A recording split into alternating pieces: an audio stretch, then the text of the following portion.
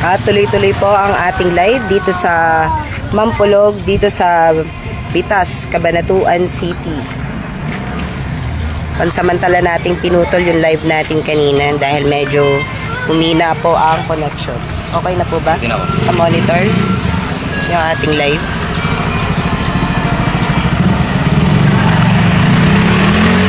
At ayan po, may mga nagdatingan po ng jeep kanina galing ng Laur and then ng Bungabon po.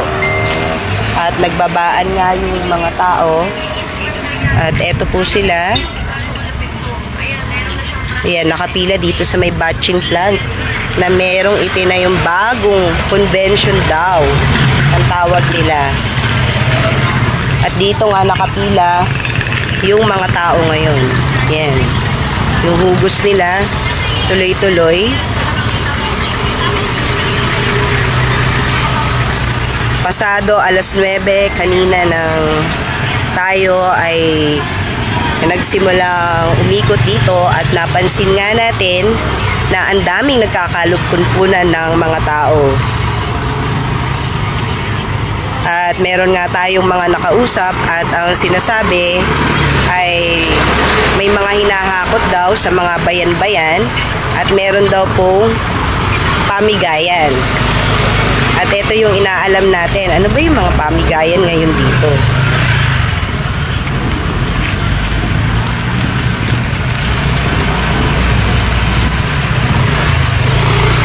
Yan, meron na tayong PNP ngayon dito.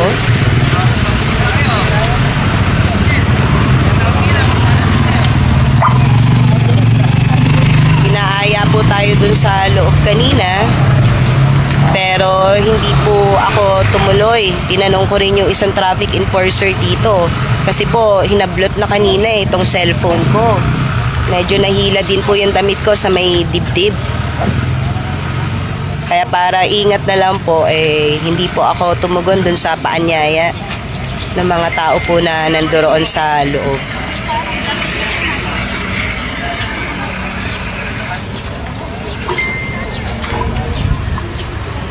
Alas 9.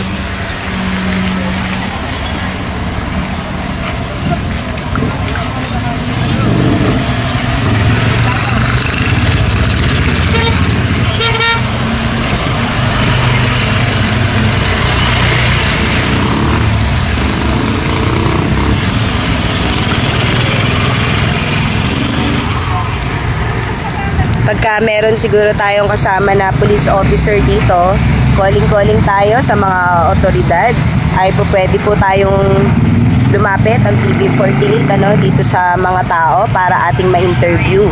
Nag-iingat lamang po tayo kasi nga kanina meron ng umagaw nag face mask pa siya at saka naka-shades kanina yung mablot. Ayun, naka-shades, naka-mask, naka-face mask. So mag-iingat tayo, di ba? Hindi tayo basta-basta lalapit.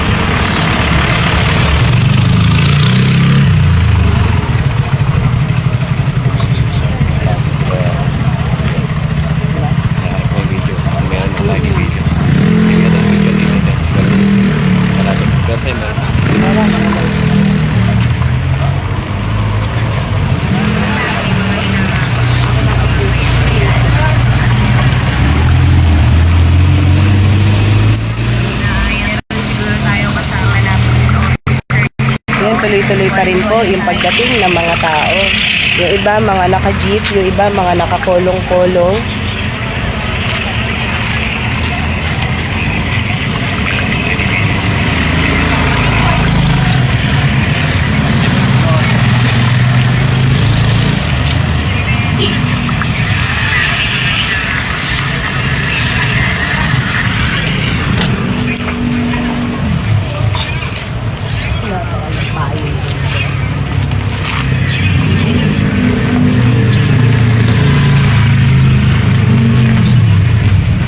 Medyo mainit na dito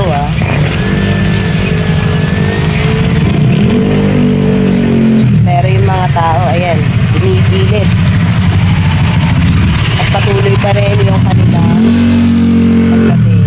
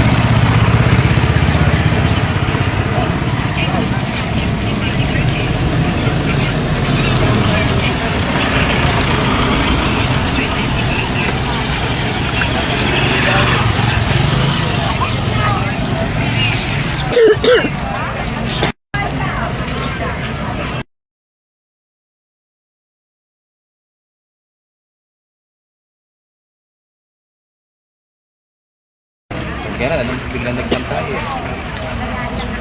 nandun na po siya sa nagpantay.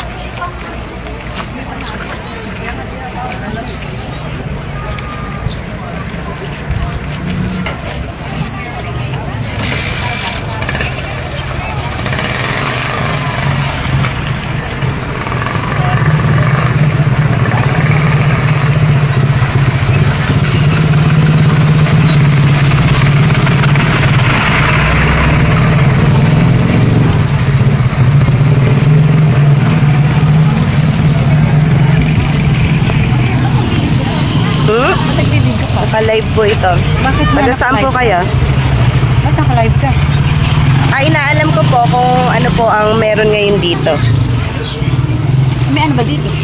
Kasama po ba kayo dyan? Kaya nga nagtatanong ako kung may ano dito. Ayun nga rin po yung inaalam namin, mother. Taga saan po kayo? Sige ng lugar. Saang lugar po? Kasi bawal yan ito sa Hindi po bawal ito. Sa TV48 po kami. TV48. Mhm. Sa ticket mo. Di mo. Sa ID Andun mo. po sa sasakyan namin. Kayo po, nanay. Andun po, sa gilid. Saan gilid? Andun po yung sasakyan namin. Tama. Bakit po? Hindi, titignan lang natin. Isa sa gilid. Mamaya po, nanay, kasi naka-live. Sige, dito lang po kayo sa tabi ko.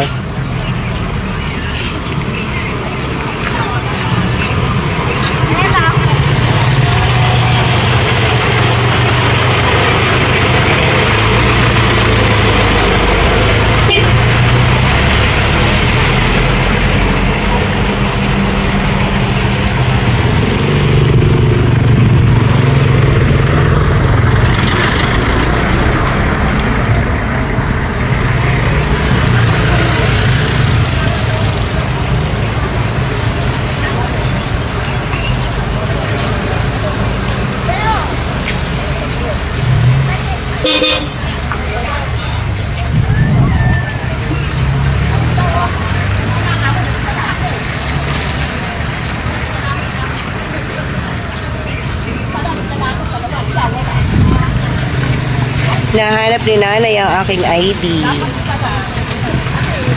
Di bali makikita niya naman tong live natin na nandito siya. Ka-live siya sa TV48.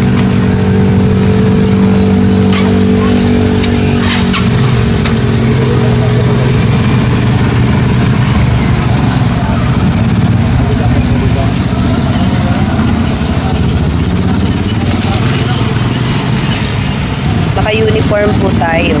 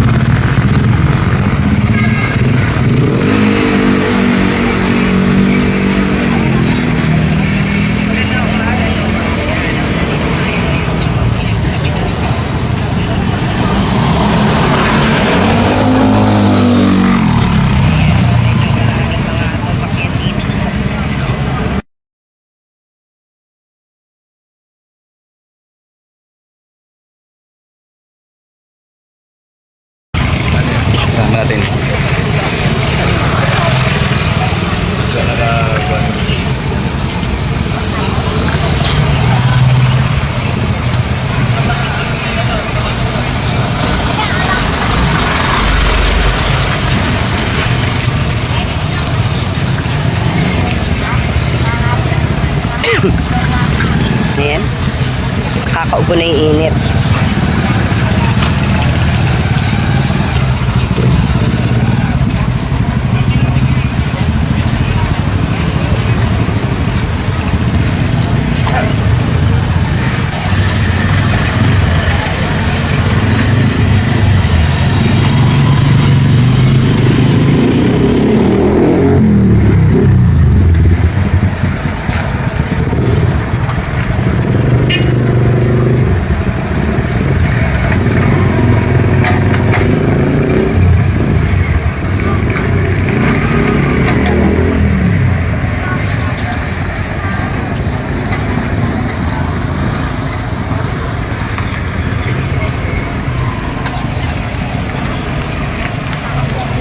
Pakihawak nga muna kuya, kukuha lang ako ng inumin. Sige, sige.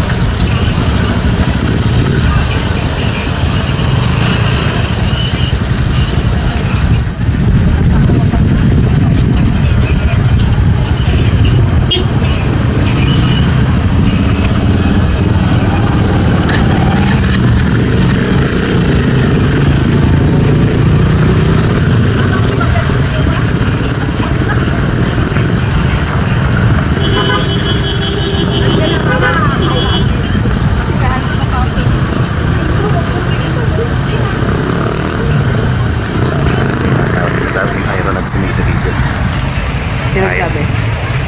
At ayaw nung papasok. Ayun, medyo nagagalit na yung mga tao. Dahil, ano raw, nagbibideo tayo, ayaw raw silang papasukin? Oo. Ah, okay. Ang dami.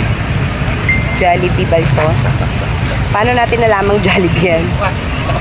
Ah, okay. May Jollibee pala sa loob.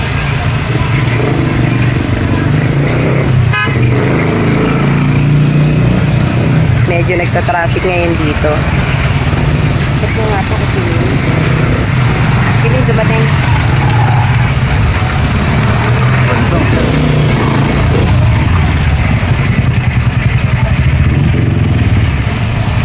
May mga dumating.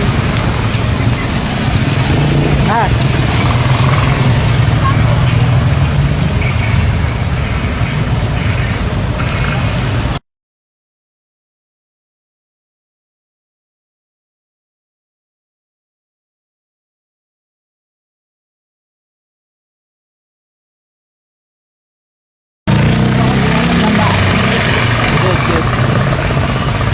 Ako saan mo nakagod dito? Oo. Back up.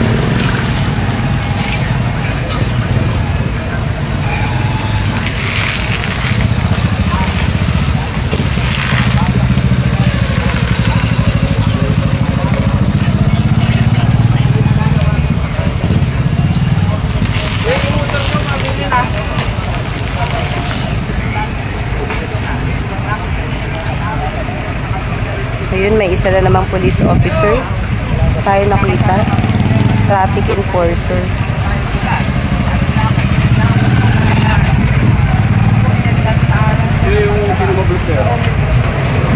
Yung mablot. Umalis na po yung mablot eh. Naka-short, tsaka naka-sweatshirt. Pasok. Gawin Naka-face mask. Gumanon na po. Sa kanila yun. Binidyohan ako harap-harapan po kanina. Video ka na. Ganyan, no? Nag-upload ka. Marami na po mga pakita dyan. Ang nakarating po sa amin na ito po mga ito, hinahakot po ng mga jeep at dinadala po rito at binibigyan po ng 1,000 piso kada isa. Marami po testimonya at meron magong namatay. Wala po sa barangay po ng Bigay, ang kabayan ng Wala siya Gabato nakakot. sa higit ng pagpila rito.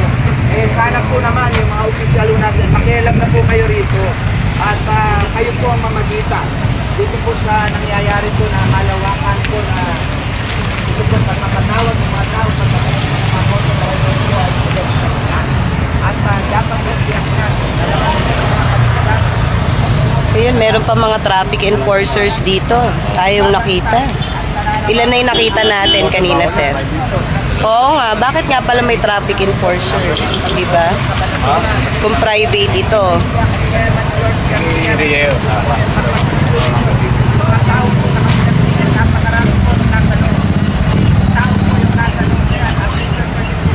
Ayan, may mga dumarating na SWAT na dito. Ayan, naalamin natin mamaya.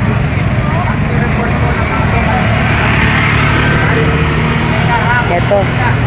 May mga dumaan na rin kanina na mobile patrol. Pero dumaan lang naman po. Pero nakakapagtaka nga dito, may 2 or 3 na tayong police, traffic enforcers na nakita rito. Sabi nung gwardiya kanina, private ito. Kung private ito, bakit nila binabantayan? Pero marami na. Nakapila rito pa rin. Grabe. May mga kuha na rin po tayo ng mga video kanina na itong mga tao na ito, na mga bumaba, ay galing po Tapos na yun. Isang bus. ng mga sasakyan na galing po ng Laur at Bungabon. bago kami na mag-ahari ng complaint sa support na nagdala po namin yung complaint letter namin sa Comelec. Kami po yung tatanong bakit marami po mga tao dito. So na ito ay lalantaan po namin yung complaint letter. Ito po ay pare-receive natin sa Provincial Election Supervisor ng Comelec at ang inyong pong lingkod ang tumatayong complainant dahil marami pong tumatawag ng mga leader natin sa iba't ibang mga barangay na sinasabi po, hello nanay, saan po kayo galing? Galing po kami ng Palayan. Opo. Hindi pa ako kasali Ay, hindi po kayo kasali. Ba't po kayo napunta rito, nanay? Mayroon po ako kasamaan dyan. Hinaya lang po kayo. Opo. Ano po ang sabi sa inyo? Hindi ko po alam. Hindi nyo po alam, ano? Kita nyo nga po. Walang kaalam-alam yung mga kababayan namin. 82 na po ako. 82 years old. 82 na, Diyos ko, mainit. Nilipat pa kayo rito. Mainit, nanay. Napakainit. Ayan po, kasama ho natin ang Nueva Ecija TV14. May mga natatanaw tayo ng mga kapulisan doon. At ngayon po ay akin hong lalagdaan formally yun hong complaint po namin sa Comelec. Ano po ito, paghahain ng... Kami po ay naghahain ng complaint sa Comelec upang siyasatin ng Comelec at ng PNP ano po yung nagaganap sa loob na napakaraming tao na hinahakot sa iba't ibang mga bayan. So ako po bilang isang mamamayan ng lungsod ng Cabanatuan ay magalang na nagtatanong at tumalagda sa isang complaint affidavit kung ano po itong nangyayari po na napakarami hong mga taong dinadala rito nakabilad sa initan yung aming mga kababayan sa Nueva Ecija. Gayong umiiral na po yung election ban kung saan ang pagbibigay ng mga kandidato ng kahit anong bagay na mahalaga, mapapera man o material na bagay ay mahigpit na ipinagbabawal ng Comelec. Kaya po kami po nagtatanong at Ayan, at meron ng pamamagitan po pulis isang dito. complaint affidavit ay amin pong iyahain sa Comelec po ito. Ayan, so pipirmahan po yung ihahain po sa Comelec ngayong araw na ito. Ni Ginoong Apet Cruz po. Kasama natin ngayon dito. At nandito na po. Dito ang Ayan. ating pong provincial director at ito po ay naka-address sa Provincial Election Supervisor ng Comelec Nueva Ecija. Kami po, we are writing to your good office to seek immediate action regarding a suspected vote buying activity conducted by Team Vergara at Cabanatuan City Convention Center in Mampulog Bitas, Cabanatuan City. Individuals from different parts of the city were transported by jeepneys going to said convention center and we have a reasonable belief that a vote buying activity will take place. We believe that this activity is presently ongoing and we have concrete evidence of such legal activity.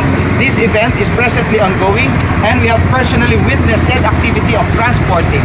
The videos of this incident are included in a USB flash drive which is attached herewith. It must be noted that this activity was being conducted even prior to the campaign period, but we were waiting for the appropriate government office to take action against this massive vote buying. However, such continuous acts during the campaign period is a blatant disregard to our election laws that we could no longer keep silent. We hope for your immediate action on this matter. Ayan po, nananawagan na po. Aming complaint, Oo. affidavit. Nananawagan na po sa otoridad at nandito na nga po, meron na.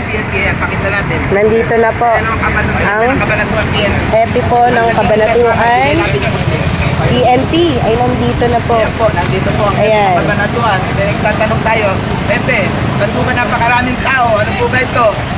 Meron po ba dito bigayan ng ayuda, pila ng murang bigas? Ano po kaya itong nagaganap na ito? Bakit po nandito ang ating po mga kababayan at ito po ating mga kapulisan? Ano po ang inyong magiging intervention ay silang na po ang election ban ng COMELEC. Ano po, nakikiusap na national government, pakiisa na po kayo sa amin. Dito po sa Nueva Ecija, nangyayari po ito ngayon. Blatant. Ito pong nagaganap ngayon. Nalantaran pong pagpila ng mga tao dito po sa convention sa Mangkulog sa Pitas. Libo-libo na po ang nadala dito nung hindi pa election ban at hindi kami kumisibo. Pero ngayon po na election ban, ang palagay ko naman ay dapat nang magpasok ang mga otoridad. Ayan po, pinagsususpetsahan na vote buying umano ito na hinahakot ang mga mamamayan, mga botante mula sa iba't ibang bayan po dito sa lalawigan ng Nueva Ecija at dinadala nga po dito sa Mampulog, Bitas, Cabanatuan City. At di umano ay nakakatanggap ng bayad. At kanina ay narinig na nga natin si Ginoong Apet Cruz na bilang mamamayan ng Cabanatuan City ay siya po ay maghahain ng reklamo di umano tungkol po dito sa vote buying na ito. Ayan po. Nananawagan na po ang grupo po ni Ginoong Apet Cruz sa otoridad na makialam na po dito at alamin ano nga po ba itong tila na ito at paghahakot sa mga tao, ano? Dahil marami na umano mga sumbong na nakakarating kung saan ay vote buying ito.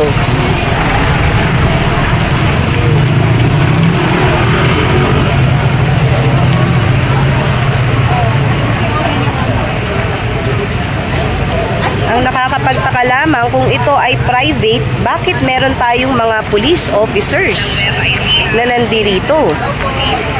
Ayun, si Kuya, ayan.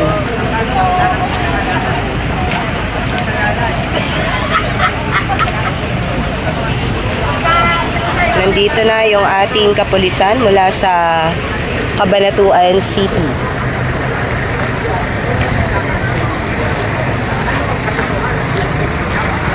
Expert at mga chief na nanunundo ng mga botante sa iba't ibang mga bayan at iba't ibang mga barangay. Kami po, tulungan po ninyo mga minamahal ng kababayan. Nandito po Nasaan na sa link? Sana po, tinatawa ng COMELEC. Nawala tayo. We are ready.